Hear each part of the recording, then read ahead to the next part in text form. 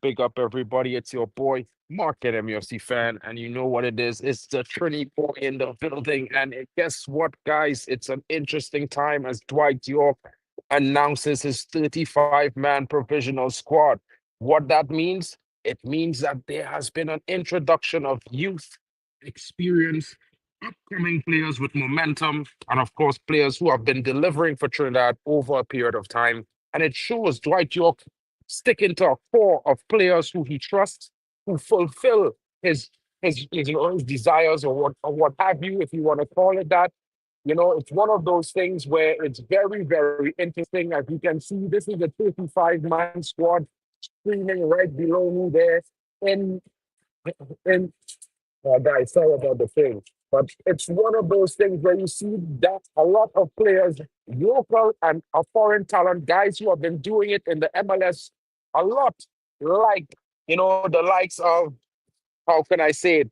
Kobi Henry, number 21 of Real Salt Lake, and Darren Payne from FC Volendam, the Netherlands, both bring that European MLS exposure through, though they have limited national visibility.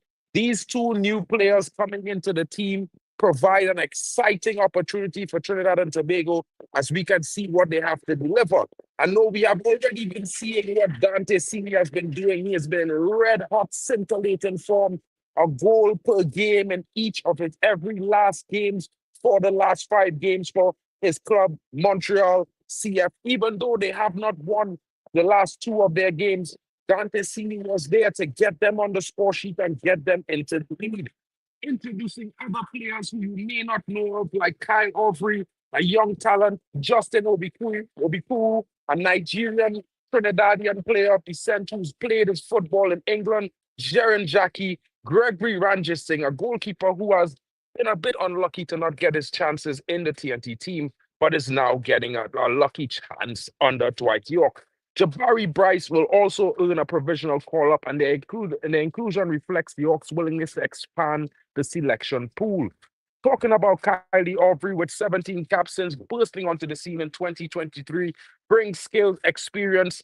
Justin Obikwu, a towering forward based in England, earns a recall, and Gregory Ranjitsingh returns, as I said, the goalkeeper. He has been performing very well. 7 MLS clubs he has featured for so far early in the time. Now it's going to be interesting to see what happens and how he can get himself as a regular starter and impress Dwight Yorke in this provisional man lineup. Of course, we see that we talked about the experience from Levi Garcia, Kevin Molino, Daniel Phillips, Andrew Rampersad, Nathaniel James, the young sensation, and Real Gill, Tyrese Spicer, and Dante Seeley. These 3 youngsters are part of that core that Dwight Yorke has been depending on, that shows a consistent contribution, and you can tell that they are the core of Dwight Yorke's plans. Now, guys, it's going to be very interesting. A lot of people are concerned with the level of Trinidad selection, with the pool that we are selecting from. Some people are going as far as to say we should start selecting from the NCCAA in the USA, from the US collegiate level. And it might be an interesting shout. However, we have to remember that the youngsters in the collegiate format, they will be on visitors visas, student visas, and the like. Some of them, maybe if they are American, they might have a little bit more flexibility in allowances and time to be able to travel during their school year. This is the complicated situation that faces the TTFA. And when we are selecting players, now it might be more interesting to look at players who are already through the collegiate system, or maybe have a little bit more freedom to move about during the college year, the semester, because every single player who plays for a college team, they have to maintain a certain average of attendance. And not only that, they have exams and they have also home assignments, which they must complete. So this also makes it complicated. Now, what we can do is look at some of the talent that we have in the European academies across in Europe, while they also have provision for national representation in their syllabus and curriculum, which allows them a bit more flexibility to be selected for players. And when I talk about the European academies come to mind as Theo Academy, one that has a range of different offers, not only in Barcelona, Spain, but they also have it in Turin, Italy, in the UK base as well as Germany and Denmark. Now, these academies offer scholarships to the Caribbean. They have been trying to promote these things, but it has not been widespread or maybe through the proper channels that they would like to have. Now, it will be interesting because later on today, guys, I will be doing a stream dedicated to explaining how people and young talents from Trinidad and Tobago and their parents can apply for these scholarships to these foreign academies. And there are 5 different academies that will be offering these types of situations in an attempt to reconnect Trinidad and Tobago heritage of football back with Europe. And of course, we know this from the likes of the strike squad and these guys, lots of players, Dwight YORKE, Stern John, and the like Marvin, Phillips, all these players played abroad. There's a lot of different talent, including Dennis Lawrence as well as Carlos Edwards, who played their football all the way in the UK for clubs like Wrexham, and all the way in different clubs like in Belgium as well. So it's one of those things where we need to reconnect Trinidad and Tobago's talent with the European clubs. An opportunity has presented itself where Borussia Dortmund has initiated an academy in the Caribbean. The Borussia Dortmund Caribbean Academy is now in Tobago, and that will take some time before it really gets a foothold in the grassroots of Trinidad football. But now I put the challenge to the PFL teams to communicate with the BVB Academy and try to improve their training tactics, regimen, systems in a bid to gear all efforts towards one direction for the national team going forward.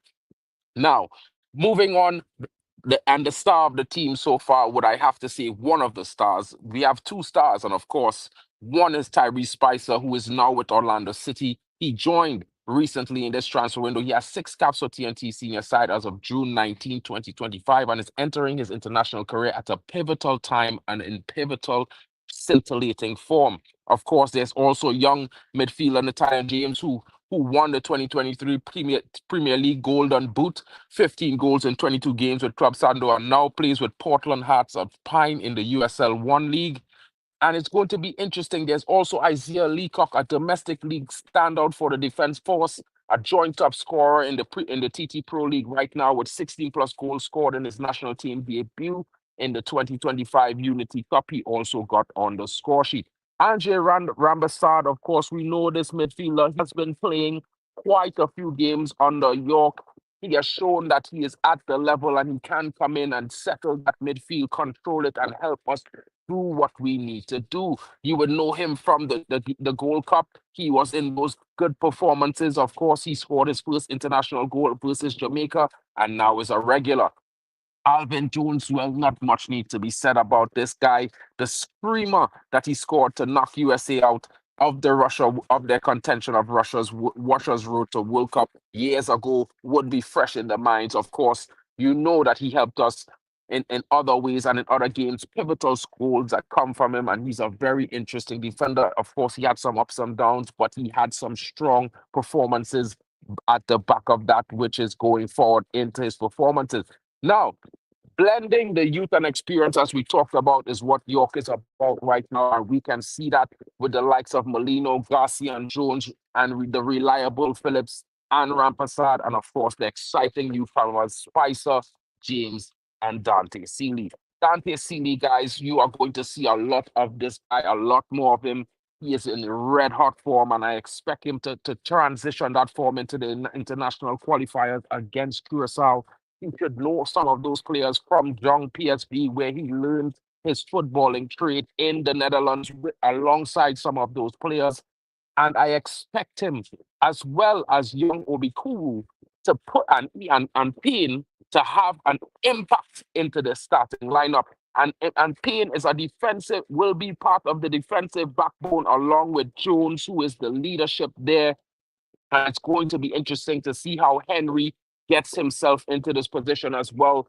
This brings a lot of strength and depth that we were lacking in the last few games previously as we have seen, Dwight Yorke is looking for options in that position. Of course, we are strong now in the forward line with the likes of Levi, Garcia, Dante, Real, Gill, Obikwu now coming through. You will see him. He was not here for the last 3 games, but he will be here going forward. And of course, guys, he's a strong, a talented striker with a lot of premier football experience. And when I say that, he's played in the Championship and in League One, and is now in the and should be heading into the Premier League after this transfer window as a loan.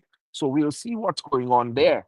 Now, this squad reflects a strategic emphasis on growing players quickly, as noted in his team rebuilding during the Gold Cup and qualifiers.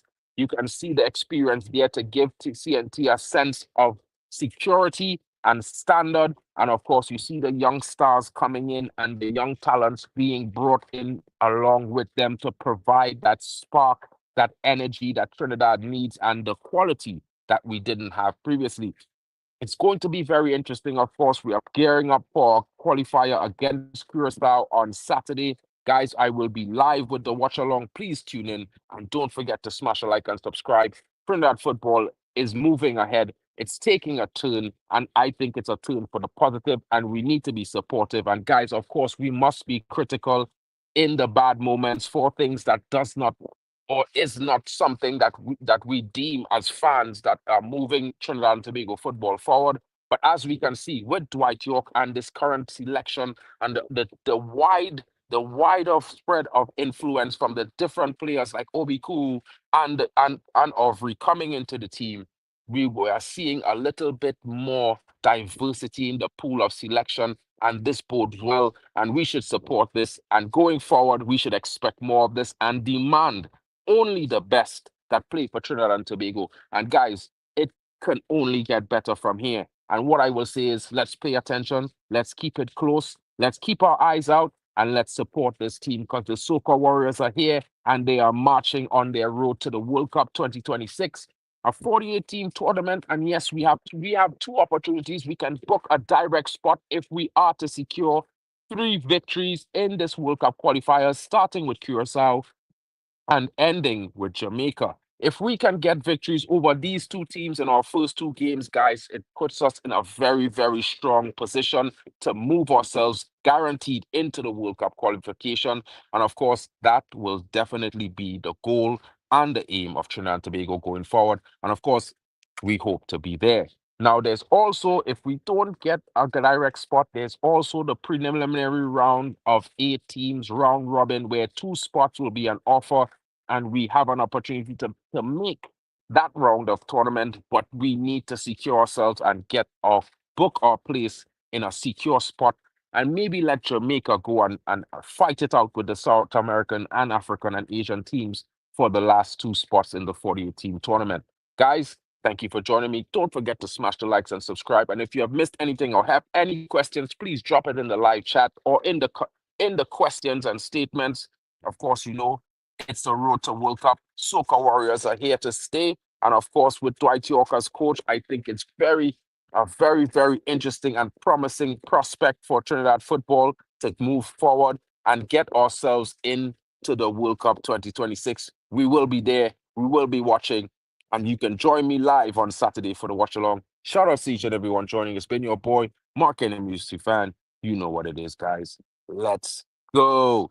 Yeah, bro. I'm gonna order 2. If you want to get one, I will have one. I will bring one for you, bros. Don't worry about it, bro. I'm gonna order 2 tomorrow, straight from Trinidad. So it's gonna be coming live. You know what I mean? So get with the program, guys. And of course, support Trinidad and Tobago football. And if there's any thoughts or comments that you have, please leave it in the non-live section or drop it in the comments, and your boy will be here to respond to each and every one of those comments. Of course, Soca Warriors, 100%. Let's go, TNT. We want a goal.